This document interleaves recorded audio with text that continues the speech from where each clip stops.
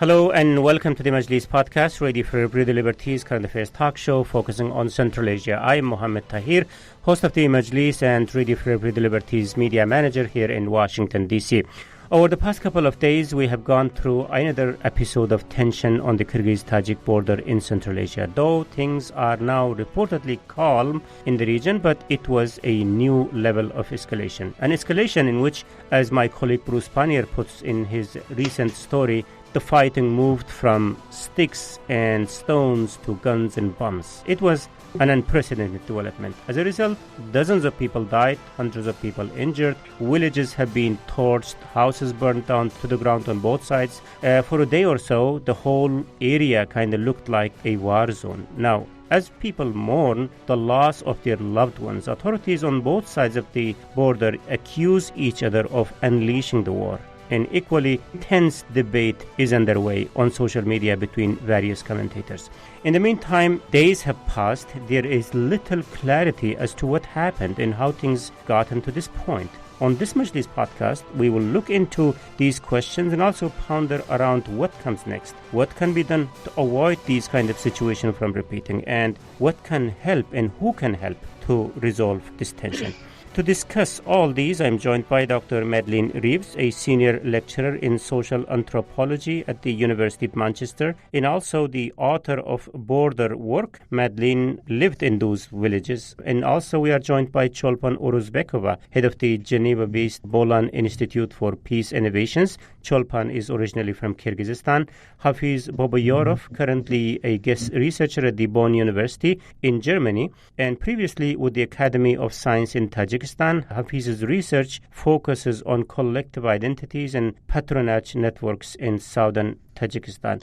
Bruce Pannier, the editor of Radio Free Breathe Liberties Central Asia blog Kishlak Awazi, is also with us. Bruce is seen occasionally roaming around in those villages since the early days of Central Asia's independence. So thank you, colleagues, for joining us today on this very important conversation. So there is a lot to talk about, what happened and how we got to this point. So Bruce, let's start with you.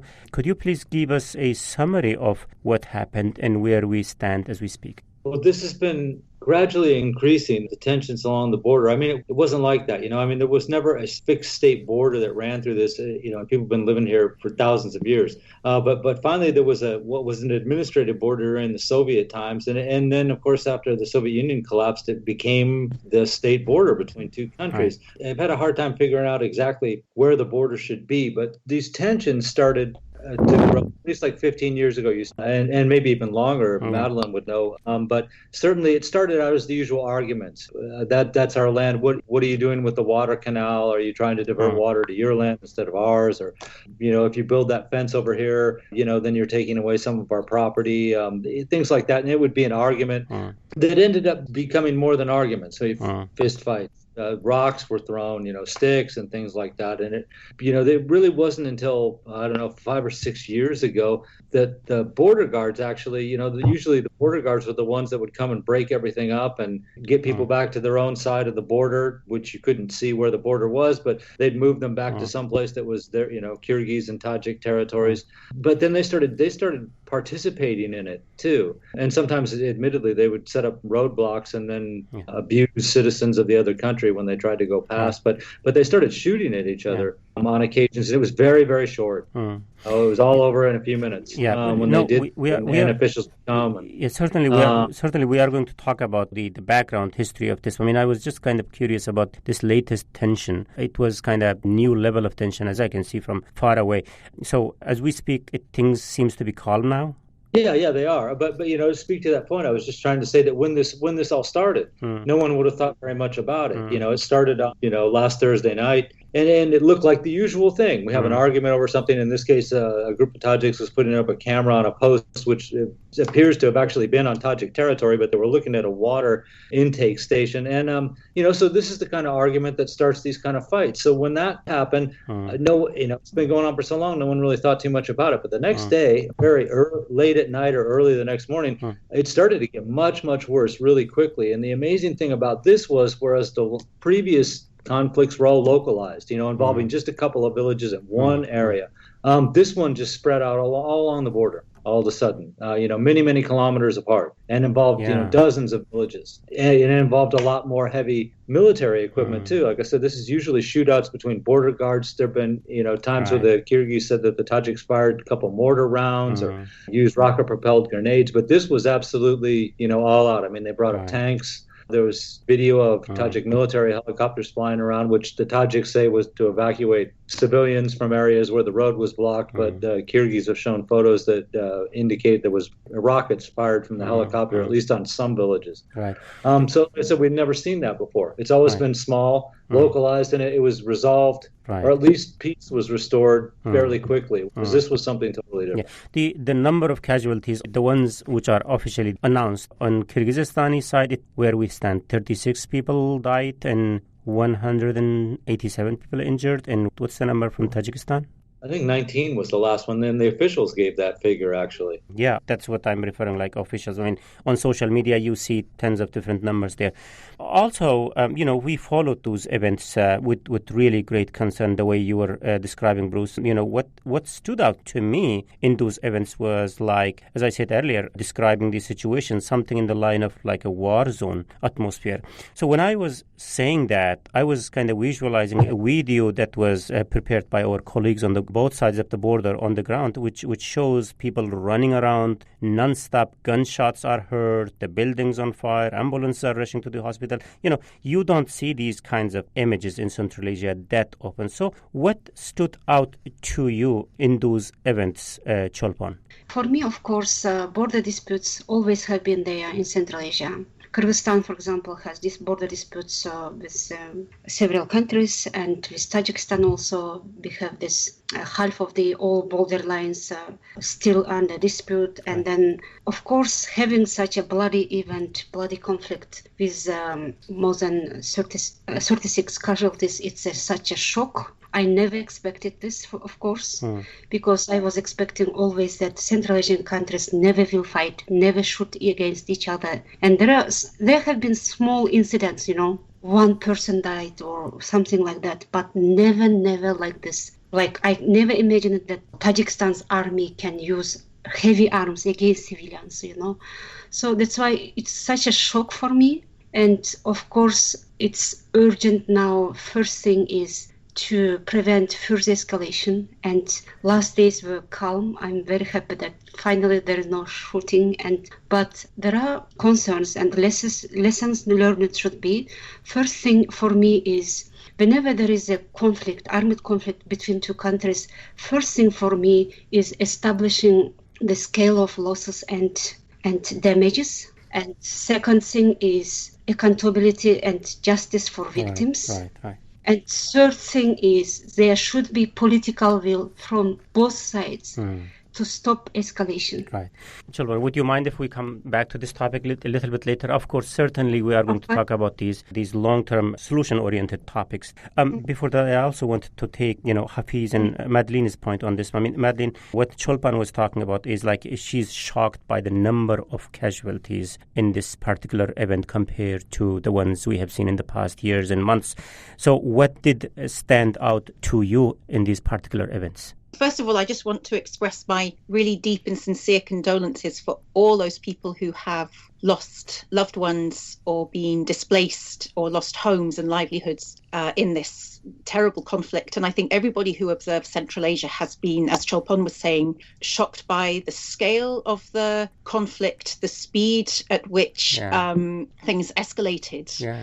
And I think in answer to your question, Mohammed, really what stood out to me here is the scale and the intensity of the fighting and the use of military equipment against unarmed civilians. I think that is something that is qualitatively new here. I mean, as Bruce said, it's not new that for there to be conflicts in the Isfara Valley. Right. And, these go back not just to, the post-Soviet period, they go back deep into the Soviet period, beginning with the 1930s. There have been conflicts over land periodically in the 1950s and the 1970s. And again, in 1989, there were significant incidents, disputes over land and disputes in the case of the 1989 conflict over irrigation water.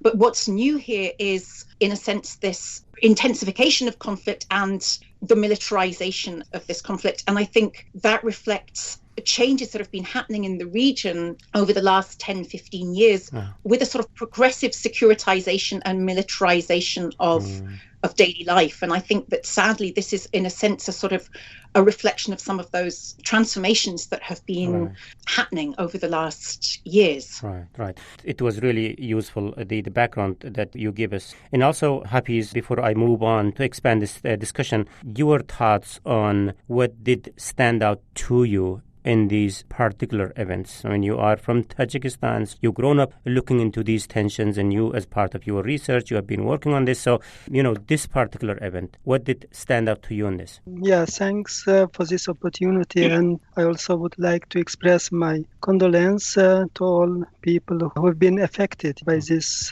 I also see somehow a kind of qualitative, somehow transformation in such sort of conflicts in border regions. And especially when two state actors involved before, like in the case of Tajikistan, I can somehow compare there were a lot of kind of clashes, but Tajik state was always took a kind of restrained position and even sometimes punished local residents for being engaged in conflict. And yet we have totally a new situation with involvement of state actors. Of course, not only the side of Tajikistan, but also from the side of Kyrgyzstan. Madeline, do you like to take this question? I mean, what I hear from all of you is this transformation, the way these things have happened in the past and now the way on the state level they approach to this tension, the level of their involvement. And you earlier mentioned the scale in which they got involved in this. I mean, what explains this transformation there? One of the things that I have really observed going back to this region now since the early 2000s is, in a sense, I think we need to situate this sort of what I call this securitization of daily life in the context of the post-Soviet predicament, the desire to have borders that are materially present even before they have been juridically determined. So one of the things that Bruce said right at the start is that we know that, of course, only 519 kilometers of the 972 kilometers of the Kyrgyzstan-Tajikistan border have been juridically delimited and demarcated. But in a sense, the political imperative from post-Soviet independence has been to kind of shore up the border, to materialize the border. So to render these borders that were, de facto invisible in daily life in the Soviet periods, to mark them in a particular way, to mark them through infrastructure and to mark them through the presence of the state. So that, whereas 15 years ago, you could easily sort of, travel from Batken to Aksai, and you would take the bus and it would go through Charku and Sur and Khojailo, all these, Tajik villages, and the bus would, tap back and forth between Kyrgyzstan and Tajikistan. And I took that bus many, many times. Right. And it would stop, on the border with Aksai and Varukh. And this bus would be taken by Kyrgyz and Tajik people because it was connecting all of these border villages. What you've seen over the last 15 years is a building of infrastructure, in a sense, roads, to sort of channel life a lot through the national state, right? So that now it's easier to reach, say, the administrative center of Batken, or to connect Batken and Isfana. But one of the consequences of that is that these sort of spaces for everyday sociality, everyday conviviality, encounters on buses, in daily life, in markets, for instance, critical space of kind of cross-border life, these have become increasingly nationalized. And moreover, they have become increasingly sort of seen as strategic objects that therefore need to be protected by the state, and the state not just in the figure of, the policeman or the customs officer, but the state in the figure of the border guard and the border guard who can potentially call upon greater military force. And this is what I mean by this sort of escalation of force that we've seen. What has also been happening is that daily life for people living in border regions then involves encounters with the neighboring state in the figure of the border guard. And there's a scholar in Bishkek whose work I really want to commend, Asiel Murzakulova, who's done some really great research. And she found that, people's major grievance was the feeling of corruption or of being disrespected by state officials from the neighboring state. And I think that this has sort of compounded, local senses of grievance towards the neighboring state, not necessarily towards neighboring populations, but those two can easily get conflated. There are other pressures, economic pressures, land pressures, water pressures, and so on. But in terms of why it is that there has been a sort of turn towards resolving with our word conflicts over water and resources through force, I think we need to understand it in this context of the sort of the securitization of the border. Right. Yeah. That's kind of brings us to Bruce's article earlier that I mentioned, the way things have turned from stick and stone to guns and bombs. Cholpan, you want to say something? Please jump in quickly. Yeah. Regarding why the conflict has changed recently. The dynamics of conflict. Dynamics. So I see two reasons, political and socioeconomic. First, when it comes to the socioeconomic, the leaders of Central Asia, they have been just ignoring the problems, everyday problems of the people, local people. Instead of addressing urgent issues related to border, roads, and water, especially long-serving presidents, they were really busy by consolidating their power. So, for example, Tajik president has the only thing in his mind, how to strengthen his family role and transition of power to his son. So, as for Kyrgyzstan, we are having revolutions, and each time president comes with own weaknesses. And the main problem is in both countries. Also, special services and law enforcement agencies are busy by intimidating, surveying, interrogating opposition, civil society, and independent journalists. So this is also a socio-economic problem. So, and there is climate change, water scarcity. So that's why the local people, they are really tired of these problems. But at the same time, we have to admit that in this conflict, I don't see direct engagement of local people, especially from Tajikistan side, because I don't believe that Tajik people, they came and burned houses. I don't believe this. For example, today, local journalist from Kyrgyzstan, Idris Isakov, he went to the Tajikistan site and he interviewed local people. And they said, we don't know these people. And they told him that only military responsible for everything. And second, political side. For me, the position of Tajikistan's president is really varied. I don't see his clear position on this conflict because I see also Russia's hand in this conflict. And for example, there was a gathering of OSCE when the conflict erupted, and then this organization didn't discuss this issue.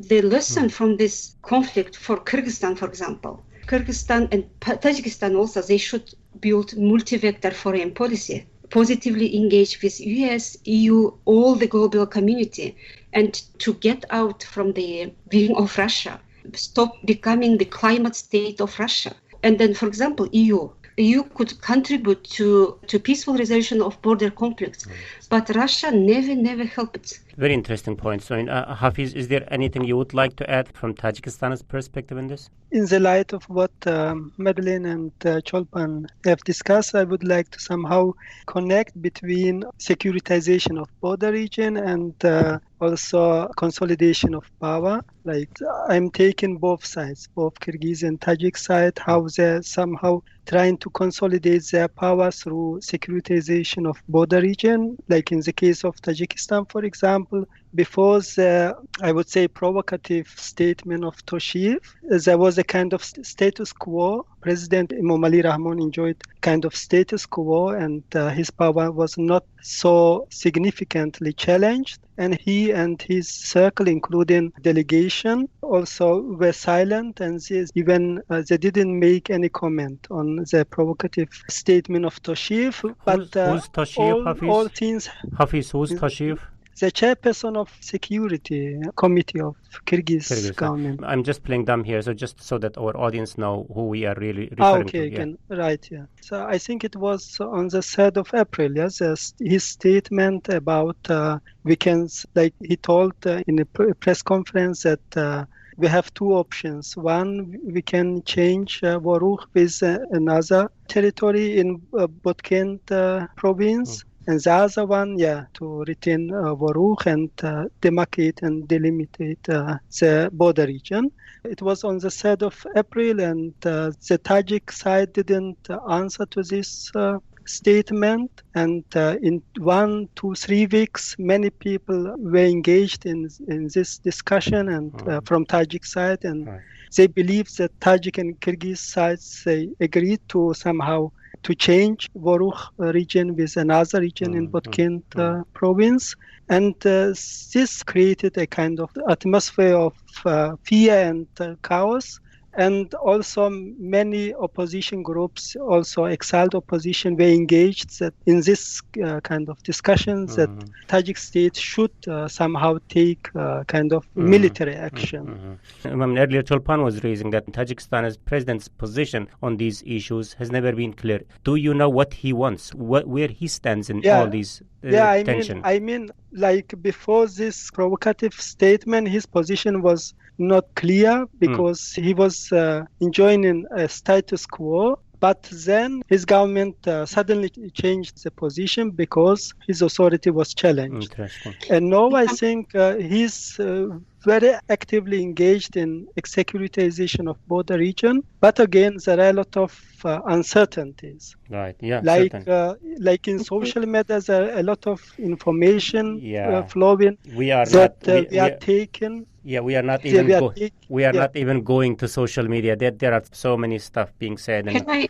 I comment? Is it possible? Yeah, quickly, please. Yes. I heard from several experts from Tajikistan referring to Tashiyev's statement. And usually in international relations, if there is a statement which another country doesn't like, there should be diplomatic note or statement or commentary from the official sources, official authorities from that country. So why Tajikistan didn't make any comments or statements or diplomatic notes, but instead used heavy arms against civilians? This I don't understand. Very interesting. I think we will not be able to get out of this political debate if we get into this, but certainly it is something that people are talking about, which is important. And Bruce, maybe the last part of our conversation with Hafiz and Cholpan brought me to another very concerning development. I just want to be cautious here. I hope this news is not coming out of those social media debates, or maybe it's not one of those, the product of troll factory there.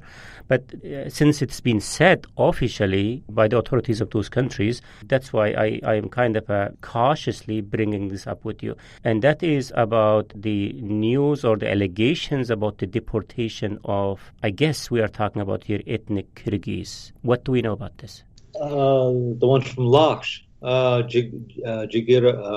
I have no idea from which city, which town, but I just saw this, Okay. There's actually some legal grounds for this, and it's not something that just started now. Okay. We're talking about Kyrgyzstan. There are Kyrgyz in that area, and it's further east than where these border incidents were, who have dual citizenship, and they're both Tajik and Kyrgyz citizens. Some of them might even have a home or something in Kyrgyzstan too. Now, Kyrgyz and Tajik laws do not permit their citizens to be dual citizens of either one of those countries. Like in Kyrgyzstan, you can be a Russian citizen, you can be a Kyrgyz citizen, but you can't be a Kyrgyz citizen and a Tajik citizen. And same is true in Tajikistan. You can't be both Kyrgyz and Tajik citizens. So, and like I said, this started several weeks ago, and it might be related to border tensions, but it's not a result of what just happened last week, where they gave them a choice, that you're one or the other. You either stay here and you're a Tajik citizen, or you go back to Kyrgyzstan and renounce your Tajik citizenship. Okay. Good to know that. So, as bad as things were over the past few days, the good thing is, I think things are apparently calm today, and authorities have decided to meet on the highest level. I guess presidents will be meeting soon, which is great. As they are preparing to meet, though, what are some of the possible areas that they need to explore Is there anything that can help? Is there anyone who can help in this situation? While the event was unfolding, what's kind of struck me was also this policy position that one of the regional organizations have expressed earlier. I guess Cholpan was referring to that Collective Security Treaty or Shanghai Cooperation Organization.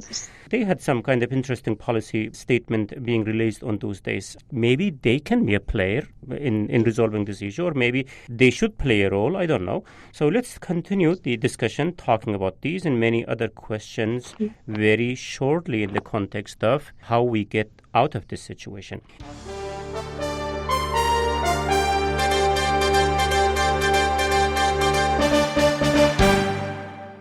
First, let me recap the debate that today on the Majlis podcast, I'm joined by Dr. Madeleine Rivas, a senior lecturer in social anthropology at the University of Manchester, Cholpan Oruzbekova, head of the Geneva-based Bolan Institute for Peace and Innovation, Hafiz Bobayorov, currently a guest researcher at the Bonn University in Germany, previously with the Academy of Science in Tajikistan, Bruce Pannier, the editor of Radio Free Liberties, Central Asia blog, Kishlok Owazi. I'm Mohammed Tahir, Radio Free Liberties media manager and host of the Majlis podcast here in Washington, D.C.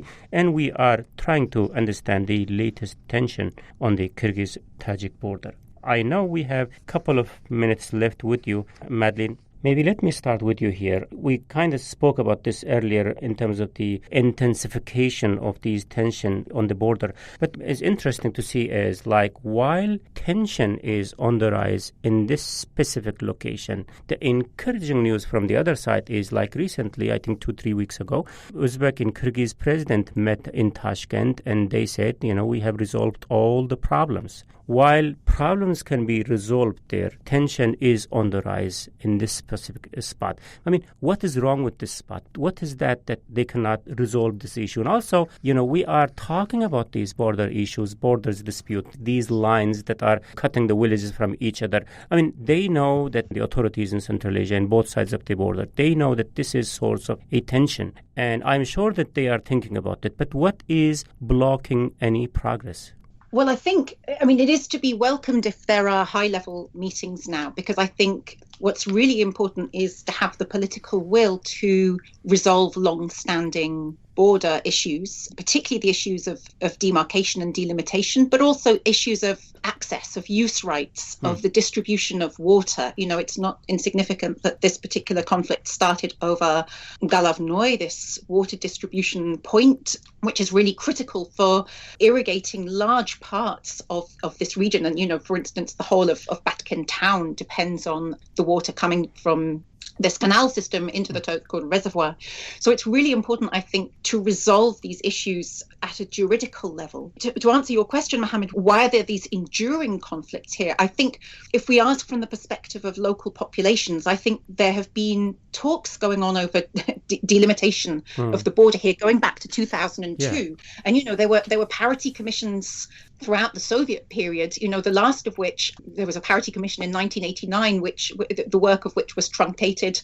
It was, there were attempts to restart its work in 1990, and then events were overtaken by the civil war in Tajikistan and the collapse of the Soviet Union. So I think there has to be the political will to address issues of delimitation and demarcation, and to recognize that this isn't going to be a quick fix solution. And to that extent, I agree with Hafiz that Tashiev's comment about Varuch was experienced in Tajikistan as extremely provocative. Now, and I want to stress that I agree with Cholpan that the response to that should have been a diplomatic response rather than a military response.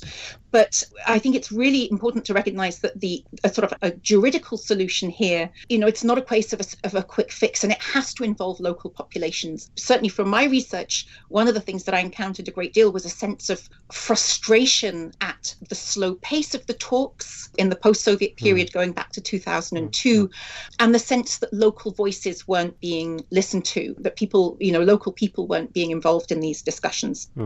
So I think it's critical that there's political will, and I think it's critical that there is, in a sense, political imagination, by which I mean thinking about solutions to the issues of these complex, shachmatные границы, right? These chessboard-type borders. There are imaginative solutions to these that aren't framed in terms of needing to displace large populations in order to resolve them. When I say political imagination, I think it would be really significant, for instance, to try to bring in, for instance, into these technical discussions, people who've been involved in resolving issues around enclaves on the India-Bangladesh border, for instance. There were a whole series of enclaves on that border. And in 2015, there were agreements that were reached, to bring in technical expertise to say what could be some solutions here from which both sides can benefit, economic solutions. So I think there needs to be the political will. Right. There needs to be the involvement of all populations. And critically, I think now in the current situation of intense sort of escalation, and for many people on both sides of the border, feelings of sort of existential fear and threats, I think there needs to be a de-escalation of the sort of military presence. Right. And also, I'm wondering, since you mentioned, and again, we see this sporadic news coming out of Central Asia, these commissions meet, and after every escalation, certainly there are delegations exchanging ideas and talking, calming down people. We have seen those discussions taking place occasionally in Central Asia, Madeline. What I'm wondering is maybe they cannot solve this issue by sitting with each other. Maybe there are some other players needs to get involved in that. What I'm saying is like maybe United Nations, maybe, I don't know, OSCE, whatever organization is relevant. Maybe they need to get intervened. I mean, certainly we have seen this escalation is rising. The latest tension has shown us it's dangerous. It's taking a dangerous shape. Chulpan, Can I say? Yeah, sure. Yeah. De-escalation of the situation, I see two ways.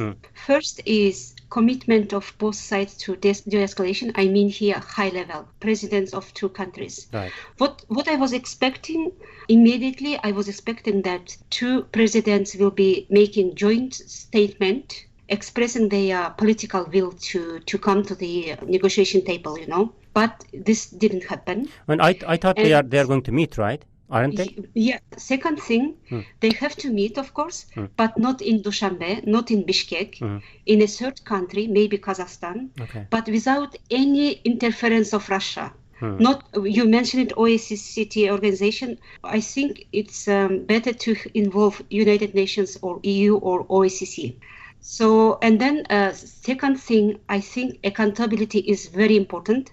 For this, many civil society also in Kyrgyzstan, we demand to hold international investigation of the conflict, to restore a chronology of the conflict, how it started, how it arose, the whole process. It is very important for victims because attacking civilians is a war crime. So Tajikistan used very heavy arms against civilians. So we need to take lessons learned from this conflict to avoid further escalation of the conflict.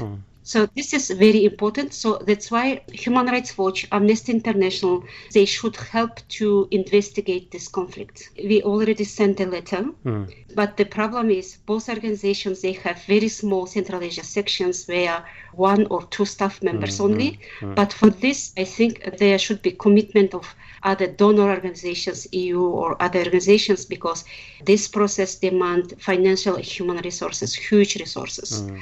Both sides are blaming each other. Yeah. Both sides. Civilian casualties are in Kyrgyzstan side. We have 33 civilians killed out of 36 victims. Right. Yeah, and I don't know whether it was just a bluff or something like that. I mean, authorities in both countries also launched kind of criminal investigations against the military forces of the opposing country there. I don't know whether anything could come out of that or not.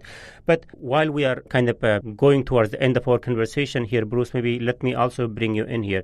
Now that this has happened, what comes next? What should come next? I mean, we have heard Chulpan ideas that she was presenting in terms of the accountability, transparency, lessons learned kind of ideas. Now, what should happen now? What should come next from your perspective? Well, I thought Madeline put it just perfectly that you really need to involve the local communities in this, like so much more than they have. But I mean, let's face it, we've been talking about Tashiv's statement, well, let's just trade Baruch, and I think he wanted to trade it for Samarkandek. That's a naive proposal. It didn't go anywhere immediately, and it was taken wrong by the people on the ground, and it shows that he wasn't consulting with the people on the ground, or he never would have made such a proposal. When people say, well, they need to demarcate the border, that'll solve a lot of things, and I agree. But, Madeleine's been through this area, and maybe, I don't know if Chopin and Hafiz have been. When you think of demarcating a border and you think of like putting up fences, like the barbed wire fences along the Uzbek-Kyrgyz border in a lot of places or something, the way just the physical landscape of this place, you can't even imagine that something like that could happen. And you're going to put border posts up where? Every time you cross the border, like Madeleine said on the bus, you're crossing back and forth all the time. There's times when you're down the road and one side of the street is Kyrgyzstan and one side of the street is Tajikistan. Where do you, how do you put up something that's a marker to show people that's it? So you can't physically divide them. Since you can't do that, the better solution is to try to work out something that appeals to everybody, the economic benefit or something that everybody gets out of this. And it's going to take a lot of creative work, but you can have a de facto border there. But if you can convince people that they get more out of it just by not building a wall and by getting along and doing stuff, that would also be an effective border there too. But and to get back to why I think this all started from, you also got to remember that this area didn't get hardly any attention. In the first decade of independence. I mean, Tajikistan, of course, was worried about most of the fighting was in the south or up in the mountains a little bit east of where we're talking about. And they had the Afghan border. Kyrgyzstan had its own problems and stuff. And it really wasn't until the Islamic movement of Uzbekistan's militants showed up there that they paid a lot of attention to this area. So their first things that got their attention was a security problem along the border. And I think it's kind of set the tone for their policies toward that border ever since. Hafiz, do you like to add anything into what we are talking about? What really needs to happen now at this stage? Go ahead. Yeah, shortly, I want to somehow highlight some points. First of all, military involvement is in no way admissible from both sides. This is the first, but unfortunately, the problem is again with the nature of power, in both countries, and in future there can be some problems in border region. I would imagine that maybe somehow involve some international actors. For example, UN mission. Also, I agree with Bruce that dividing people physically is very difficult, especially in this region, in Vorukh, in Fergana Valley. And it is not only technically, but also from human perspective, it's not easy. And therefore, we need not only international actors, but also this conflict shows that civil society and mass media are not only weak, as a cooperation between Tajikistan and Kyrgyzstan, between civil society and mass media is weak, and also they are not ready in such occasions. And I would expect that in future, civil society and mass media cooperate with each other and share their information. Like in Tajikistan, where we feel kind of hungry of information from the Kyrgyz side, and Kyrgyz also have such problem. And there are plenty of information coming from Kyrgyzstan. Sorry? In Kyrgyzstan, free media, all independent journalists, they reached the conflict zone and they have plenty media information. We hungry from Tajikistan, actually. We don't hear the Kyrgyz perspective. I mean this. Maybe Kyrgyz also don't hear our perspective. And therefore, we need some kind of bridging attempts, like through civil society and mass media, some kind of regional mass media. We have some regional mass media represented like in Russia. We have some, but they're not the solution. Yeah, thanks. Right, yeah. Open up the environment of press freedom. You will get lots of those sources of information there. But also, speaking of mass media, this time, when I was researching about this topic over the last few days, and I went through lots of social media comments, the interest by the social media commentators on this issue was a kind of very interesting and also on a different level. And maybe we have forgotten the social media's reaction to events that has happened in this area before, like last time, but this time it was just out of context. It was just not helpful. It was just in case of the social media as someone's only source of information, that person would understand, okay, we are about to go. But also divided, yes? Yeah, divided. Social media is also divided, unfortunately. It was very, very dangerous discussions were taking place there. But yeah, we need to really end the conversation. Madeleine, are you with us? I'm here. Yeah, absolutely. I'm listening to all that's been said. So let's end the conversation with last point. So now that these things has happened. And of course, helpful ideas were also presented here on this platform. Of course, authorities there on the ground, they must be talking about, and regional leaders must be talking about. When I talk to our Uzbek, colleagues, and they say Mirziyoyev was also active in kind of calming down this latest round of tension. Maybe that's true. What I'm saying is there has to be discussion going on in various places how to resolve this issue. Let's hope that it will reach to certain terms, especially in the context that two presidents are planning to meet, which is really great. Now, going forward, where your eyes will be to determine where we are headed with this? Well, I think there are immediate issues, of course, to address in terms of humanitarian aid, reconstruction of homes. And as Cholpon, I think, put it very well, the sense of hunger for justice and for accountability and for transparency and for establishing a chronology of what's happened. And I think that's absolutely essential. And in a sense, the media situation that, you touched upon briefly, Mohammed, in your comments, and this environment of sort of proliferation of allegations and so on social media, that flourishes in an environment where there isn't a free media operating. And I think we can, particularly in Tajikistan, the kind of difficulty even of establishing, for instance, getting official figures about numbers of casualties and so on, really reflects an environment in which the media have been really stifled. So issues of accountability, transparency will be critical for establishing justice. I think that's an immediate need. Longer term, there are, as I say, I think for sort of imaginative political solutions. I mean, at the moment, the recent announcement yesterday on the day of speaking about building a new road around Kapjirai, Tangi, that would link Khojailo and Varuch, that may be a certain kind, there's this tendency to seek solutions in more infrastructure, right? If we can just build another road, this may help solve an issue. Now, that may help solve an issue in the immediate sense of people being able to travel safely between Khojailo and Varuch without having stones thrown at vehicles, because stone throwing on vehicles is an issue for people living on both sides of the border. But in a sense, there need to be longer term solutions to create durable forms of peace in the Isfara Valley. And I think that is really long term work. And, I want to commend the work of organizations like the Foundation for Tolerance International that have been working in Samanyon, in Koktash, among initiatives among young people, for instance. These things are really critical. But in a sense, they are, drops in the ocean in a context of an environment of increasing nationalist rhetoric on both sides of the border. In a context where, again, young people in Koktash and Samanyon very often don't have even a common language to be able to communicate with each other and that's different from a generation ago when Russian might have served as that lingua franca and so on. So I think really, there needs to be a lot of attention from the international community of long-term solutions that involve the local community and not just men. I think, when we see the images of Tashiev meeting with Batken Aktivisti, I'm really struck how gendered these images are that we see, that solutions need to involve all sectors of the population, all demographics, men and women, and that really start from a position of seeking to understand another person's perspective. And this tendency to sort of seek singular truths, right? If we can just find, the single map that is the truth, which is the right map.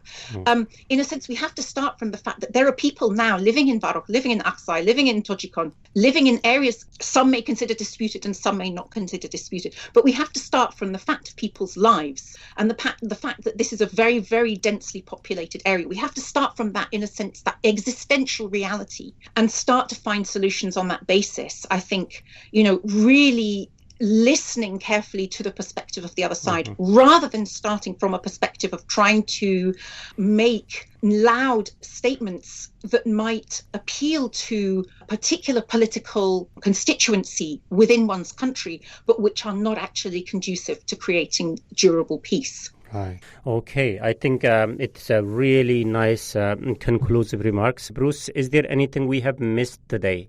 I'd just say, see what happens when Putin and Rahman meet in Moscow, and then watch what happens when Tokayev shows up in Dushanbe, which I believe is May 19th and 20th. Okay. We will keep our eyes open on that. Okay.